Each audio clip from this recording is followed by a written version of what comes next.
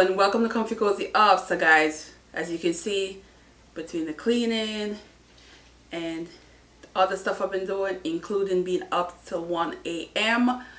last night cooking, baking 3 more cakes. This time they came out very good because I had the right pans. Woohoo! My brother came through and I was in the kitchen with no one around me, completely on my own to bake with no interruption. So it was very nice. And while I was baking and waiting for things to bake and cool and all that stuff, I read a lot of this. So I've been reading this since yesterday, and I'm probably going to finish it either late tonight or tomorrow. So I don't have that much left.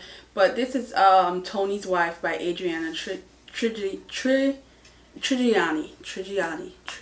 gotta work on my Italian. So this was a historical fiction that is, you know, Italian family and love and warmth, and it rages back to the 1930s, and not what I expected. You guys know who that's coming in. You hear the little tapping of the feet. Are you gonna come sit down so we don't hear you tapping? No?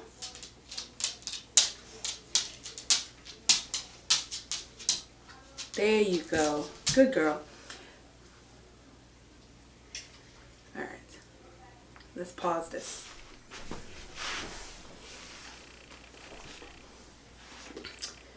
So I will talk more about this when I'm finished, because but it sparks me wanting to talk about historical fiction that I read this year. I read around 8, I think, or 9. This one will probably, and I have one more to finish out the year that I'm going to do. But I want to highlight 3 books that I want to give more shine to, and books that I remember, and books that was interested. I learned quite a bit from some of these books.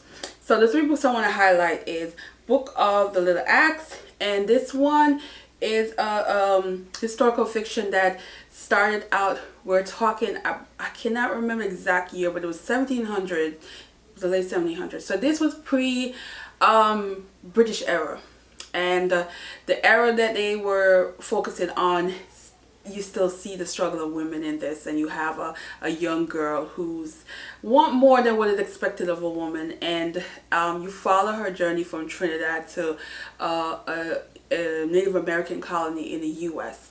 And it's a very interesting story. You can tell the author did her research and really dig to make sure that what she wanted to present as far as these cultural differences were accurate, and they work. There's times where I stopped, took notes, Googled to find out what happened this particular time period in Trinidad, as well as some of these colonies that she mentioned in America, these Native American colonies. This was a very interesting historical fiction, and it was meaty. It was very meaty. It dealt with so many things that was interested and kept your attention. And again, taking notes, because you learned a lot from a story that was really powerful, and tells a lot of parenting as well. There's a father in this that I actually love, and there's a particular line that he said that really stick with me for a while. I did a review on this. I will definitely link it, so check it out. Then the next one is American classic in terms of historical fiction. This one is The Last Thing You Surrender, and this one was another one that I think the author took his time on, because it dealt with everything that was going on during the period of the World War, in the the tension between black people in this country, and but it done in a way too that it talks about even immigrants who were here, and what they wanted to be represented, how they wanted to be represented, and their own struggle, and that thin line between belonging and not belonging. It's a very good book. It's definitely a strong 5-star for me, and I really enjoyed the journey that this book took me on. It was very emotional at times, and Also very thought-provoking. So this is another historical fiction I feel more people should have been reading, and this was Dee Dee's selection for Black History Month back in February, and this book still stick with me since, you know. And then the last book I want to highlight is The Girl with the Hazel Eye. This was a book I never expected to be historical fiction, but I appreciate it because it really dig into Barbados back in pre-independence era. And as someone, I am Jamaican, that you learn more about your own island, even some things that I'm still discovering about Jamaica pre-independence era. And so when you learned about other islands in the Caribbean and their culture and things that were going on, political, social, you know, you kind of want to soak it up, and you want to keep turning the page and learn more. And this story, even though that wasn't the intention, this is a story really about a woman's secret being unfold. You like that part of the story because again, you learn some information about the island that I didn't know about. So these are historical fiction. That's another reason why I think it's one of my favorite genre, because I love learning new things, and I love history.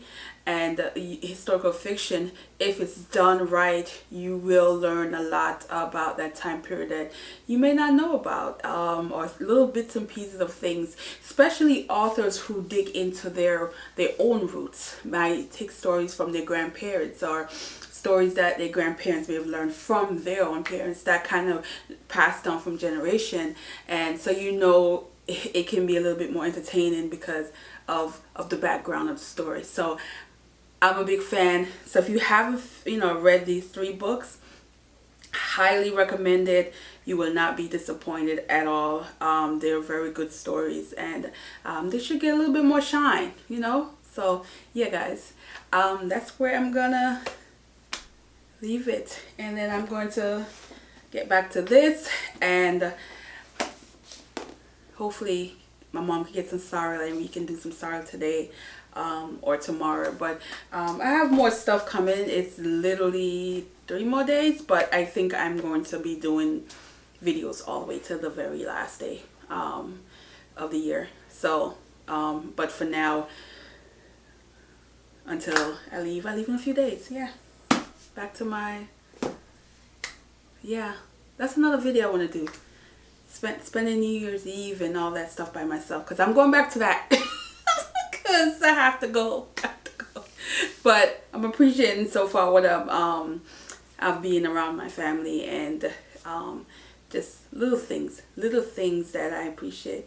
And if you know, haven't seen other videos, so it's about what, 2 more days, actually 2 more days, and we will be starting a journal mood. So that's the last 7 days of the year, where I have these prompts that I put up, and every day you just follow the prompts and write about it. So if you haven't seen it yet, I will link a video that I did. Well, no, I will put it here, what day video to watch. Also follow me on my Instagram, where the calendar is on the Instagram, and you can join in. I think it will be a good experience for you.